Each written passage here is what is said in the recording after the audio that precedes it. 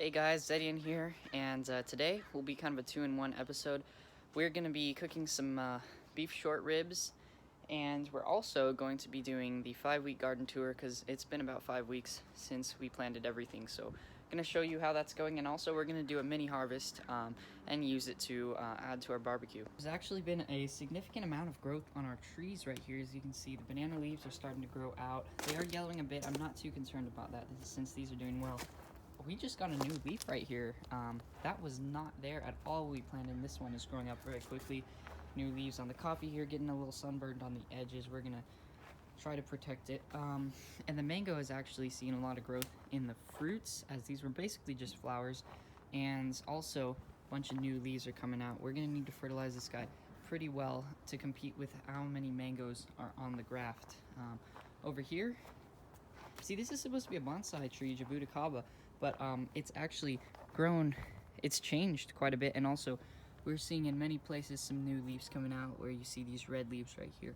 A little bit of humidity lack is what this is burning up there. So I'm gonna probably water on top of the leaves a bit, like I've done on here. I've cut off the parts that haven't had, that have been kind of burning through lack of humidity, and I've just been watering more on top. And all these new leaves that are coming out, they are really liking it. We're gonna put some volcanic rock dust in the soil too. That's a necessity, you need some of that. In fact, you can already see how it's getting some marbling on the edges right here, because, not marbling, just yellow around the edges because it has an iron lack deficiency. And then right here, this is the only bad part of the tree. Everywhere else, we're getting new growth. It's getting a lot bigger. On the Logan here, the flowers are blooming, and what hasn't bloomed, we don't have any fruit there. I think, yeah, these are starting to get some of the fruits off the blooms. And then right here, I'm really proud of these leaves. They came in very small and red. They're starting to yellow out, orange, yellow, and then they're turning green. They'll just keep getting darker green. The grape isn't looking that great. I've been watering it, trying to water it like almost every day. Put a little stick here so that it will climb on the fence. And the grapes are kind of shriveled up. And sorry guys, if you're here to learn how to cook ribs, you'll want to fast forward ahead because we're just gonna do a tour first. But right here, Logan, they're getting a little bit bigger. In fact, the plant's leaves are actually getting bigger, and it's kind of healthy. It's just such a small little, like, it's not a great graft. It's just a little weak little graft, so I don't know if it's gonna survive. Overall, I love how this farm is turning out, especially since we got leaf diversity here. Papayas and pineapples, that's gonna take a little bit of time because I'll have to source some and grow some. Pineapples are not in great season, but I really want to show you right here is our banana flower, and this thing is blooming very quickly. You can see we have 2 racks right here. They're very small dwarf bananas, 2 racks on all of them, and then we got some down here all around, and I'm sure there might be even more inside there. We're gonna have to keep on stretching this thing out because this thing's got a bloom and it's crushing into the fence right now. Right here, we're drying up one of these petals. You can chop this up and cook it into soups and stuff.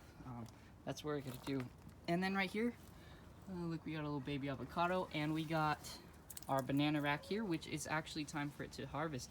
You know, they don't turn yellow. You harvest them green, and you'll wash it up, hang it, and it'll ripen on its own. So we're gonna do that later. I'd like to turn your attention to the massive forest right here. I mean, I know you saw the video in the last episode where we did, or was it 2 episodes ago or something, where we just did a kind of before and after if you stuck till the end. Well, it's changed even more since then. Really, plants really grow a lot when you give them space to, and like, as you can see, the cucumbers, the Armenians back there, they are dominating just because they have a place to go. We'll take a look at this right here. I've put a string so that this will grow and get out of the way. You can see there's some massive passion fruits. And if you go on this side, you can see there's just gonna be so many of these fruits. 1, 2, 3, 4, 5, 6, 7 right there. All of them, they're just gonna be covering, and I just wanted to get it out of the way. I don't really want it on this fence. I want the grapevine here, but it's just, it's gonna be hard to walk, so we just want to leave that space open there. Yeah, the garden is kind of going crazy. Our kale down here, and I'm really glad about this because with all that's going on, I don't know how we're gonna be able to shop because I'm in Long Beach and there's a bunch of looting and destruction there, so we've been working on cleaning all that up. I might have some footage from that later, but right now, you know, I'm just trying to keep this garden healthy, because if we get all the flowers on here bloom, you know, we're gonna have a lot of food sources, and like we're gonna need new chickens and quails. But if we can get all that, I think we should be pretty self-sufficient off of what you have here. Although this farm is not for profit and it's not to be self-sufficient. If I wanted that, I would grow potatoes and tons of different stuff. But we're trying to grow this just to, you know, have fun and make use of the space. So right here, we're gonna just go along and harvest. There's not too much to harvest yet. See, you can take these zucchinis. You know, I'm actually gonna take, oh, let's see. There are some pretty decent sized zucchinis in here. I might actually take these too. See, when you're growing a garden, you don't want to pick these too early. I'm just picking them now because they're going to go in our barbecue. But you can let this sit for another month and basically be like a watermelon size. So I'm just going to set that down there. I'll get this one too. The baby ones are pretty good and they taste good. Oh shoot, we just ripped through there. They taste pretty good for a barbecue. And also, those are very small younglings.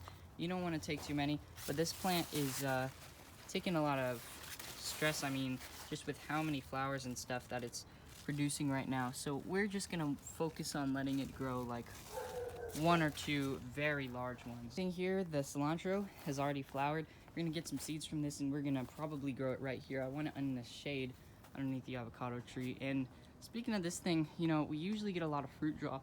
This year, we haven't. Like, look at those. Those are really big fruits. Like all over. This one's a little baby guy, but you know, we might actually get a significant harvest this year. So we're gonna move on back here. And okay, we actually got something really good back in this one. So this is our yellow zucchini, and I don't call it squash because squash is different. It grows on a vine. This is more in the zucchini family. You can see the pumpkin that's growing around here. Looks like we got a shrivel up one. There will be plenty more of those. See, this is more of the size that you want when you're getting zucchinis. I don't want to break it off. Oh, there we go. So yeah, look at how big this thing is. It's only been 5 weeks. This plant was a tiny little sprout when we put it in, and we already got a giant fruit from it. And this thing is tiny compared to what we're gonna get later, but you know, you don't have to let them get too big. You can take them little small guys like that, and we're just gonna take those because I just want something to grill up with this barbecue. I think we also got, yeah, we got another one back there. All right, we're gonna take this, and you can see, whoops, how many other squash there are down here and how much of a pain it's gonna have to be. So I'm just gonna twist it, twist the stem, and pull. And there we go, we got our little baby one right there. And look at how yellow these are. These things are crazy, kind of spiky on the sides. So we got, you know, 2 different sizes, and all of these can get much bigger, but I just wanted to get them small, see how they taste, since I usually let them grow too big and it kind of runs over the whole plant. All right, so we're at the cucumber vine here, and so the Armenians, which are these kind of lighter colored, the leaves aren't as rounded. That's how you can tell them. They are doing really good. None of the flowers I see have been female. All of them are males. So I'm a little bit concerned about that, but not too much because usually that's what happens with these plants here. But you know, you give them somewhere to grow and they just grow. Especially like this. I don't remember seeing that last week. It just wasn't present. You know, if I had made this trellis like a week earlier, I'm sure we would have them climbing all over the whole thing. Which maybe it's a good thing that we didn't. And the watermelon, since I fertilized it, it's kind of like revived. It's really starting to grow a bunch, and it's growing up here. It should be up there, I predict, in the next 2 to 3 weeks. So I'm hoping to get at least 3 cucumbers for us to eat today. There's one right here, which I could harvest, but it's a bit small. It's a Persian. This is the Longfellow one, the pickling one. This is a big, giant cucumber right here, probably overripe. But you know, I like to eat the seeds, so I'm gonna let that form there. We're gonna let those Persians grow out quite a bit. In the stores, they sometimes don't let them grow, but we're trying to get all into it. Oh, got a big one back here.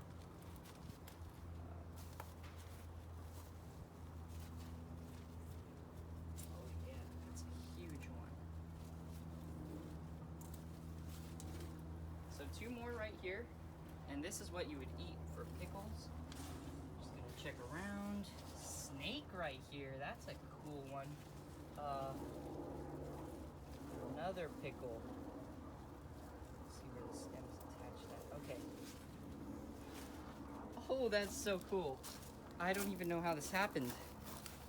But, you look here, we got a leaf growing out of this guy. I have never seen that before in my life. You know, I can't really explain how that happened. There must have been a stem when it bloomed, and it just grew too close. And, you know, these things will grow in whatever shape they're in. So, you know, that's where the leaf came from. I haven't even seen this thing growing at all. They're hidden, you know. So down here, I'm gonna pick this snake. I don't know, whoops. Don't know if it's ripe yet, but it is looking pretty big. Actually, this literally looks like a Persian. I know I grew some Japanese ones, but this looks to me like a Persian. Just, you know, the body and where the spikes come out of it. We're gonna try that. And I'm not really sure what this one is because it's kind of in a weird shape. It kind of looks like one of these Longfellows here, but kind of like a mix between both of them. It's a lot darker. So down here is the size you'll find in some stores. Sometimes you'll find them bigger, but for certain kinds, you might even find them this small. Of course, we're not. We're gonna let this thing grow like crazy. But you know, the Longfellow ones, they're just naturally short. They are pickles. So we'll pick them like that. I don't think I see any more, but you know, with cucumbers, make sure you know one thing. You will always find more cucumbers because they are just so hard to find since they hide under leaves. They're the same color as them. So that just really confuses me, but it's kind of cool because you have to hunt for them. All right, I just got to show you the tomatoes right here. We're not going to get anything off of them today, but look at this. This is a sea. They are up to almost my chest, at least on this area, and the only reason why is because we gave them some room, you know, or we gave them something to climb on.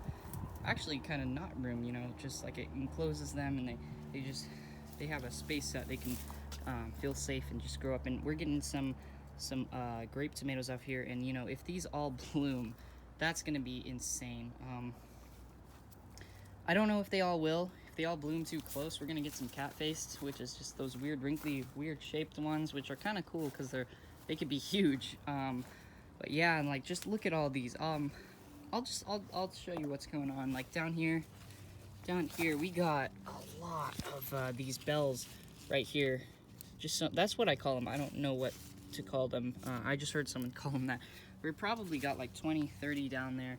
There's probably gonna be more. This thing hasn't shown signs of growing up, but the leaves are huge, so I think it's pretty content with how it is. These two are biggest too. The giant yellow salad tomato there, and then our huge beefsteak.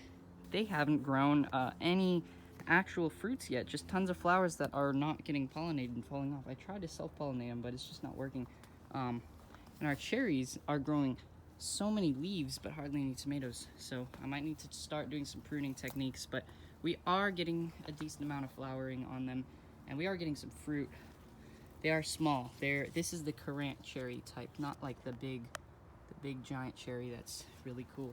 The kind that I like more, which is kind of like this one. See, they're a little bit spaced out, but they get so big that they're all right next to each other. This is the marbled, the kind of stripy kind. And then down here are our second largest, I'd say. I think this is a purple variety, and yeah, we're getting clusters of them. So you know, all they need to do is just turn the right color. And so is this one. This one's doing pretty well. The ones on the outer sides are doing really well, and the ones on the insides are doing pretty well too, actually. But there's just nowhere for them to climb. So I think I'm gonna try and ask my neighbor for some rebar, put it in, and just make a little mini trellis for this thing, just like this one, because it's really starting to sprawl out. All right, that's pretty much our garden tour. We're gonna go harvest that banana real quick, and then we're going to start cooking. All right, so we're just gonna chop this thing right here. Not much of a banana harvester. I've only harvested, this is my second. It's very, very thin right here. So you could hear that, wow, that crunch feels good. Just like that. Oh, wow, I don't even know how this thing was being supported. This thing is like 15 pounds. And you could see all that water in there just dripping out. I don't know if that's edible water, and I'm not even gonna try it. But basically, once the tree has made its fruit, it's done. So we gotta cut this thing out. We're gonna chop it out, and then we'll focus on the main trees over there. Man, this is like fishing right here. Huge harvest. So now we're gonna have to wash this off because it's covered in spider webs and sap and tons of junk.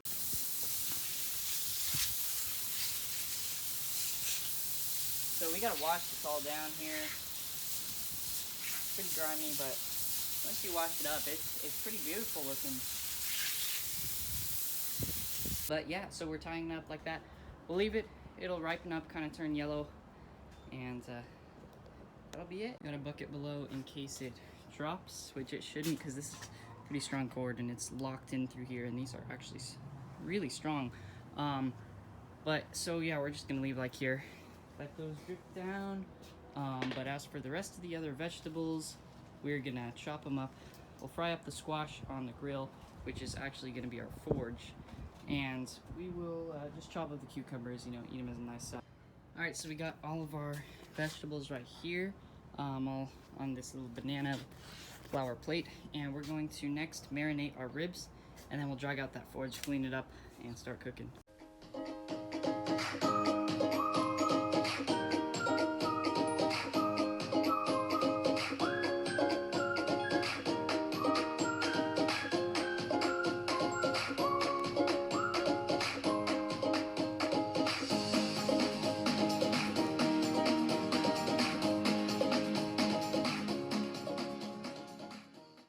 Alright, so we got our ribs marinated. We got all of our sauces right here. Actually, we're gonna need a little bit of peppercorn.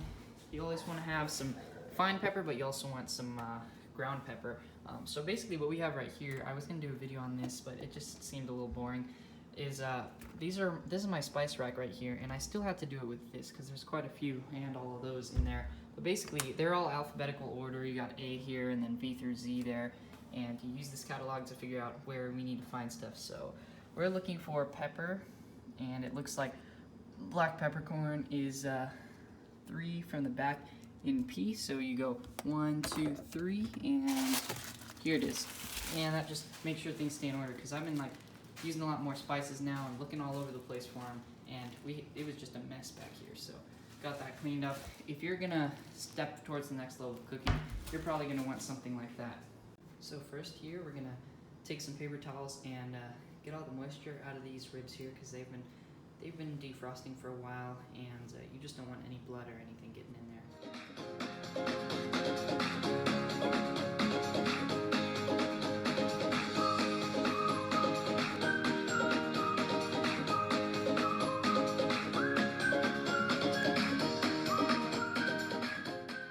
All right, so now we're going to put in some ingredients, all the spices, all of the sauces that will make this a really deep tasting, delicious rib roast. Not roast barbecue, my bad.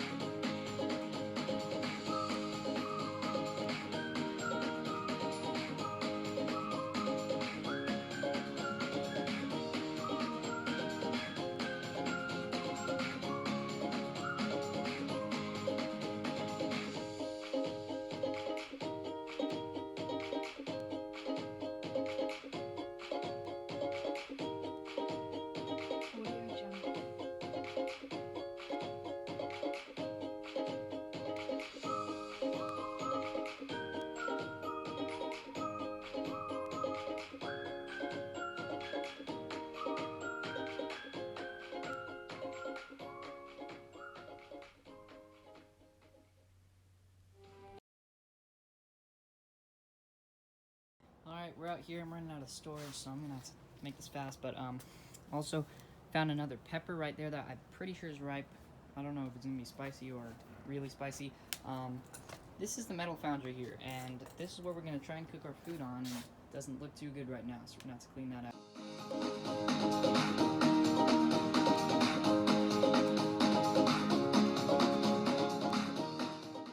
Alright, so basically I made this out of clay, got from the mine that I had where the tomatoes were, and we used some younger banana shoots to put these holes in right here, and that's where basically a wind pipe comes through. I use a hair dryer and a steel pipe or aluminum pipe, and you put charcoal in here, turn on, it heats up really fast.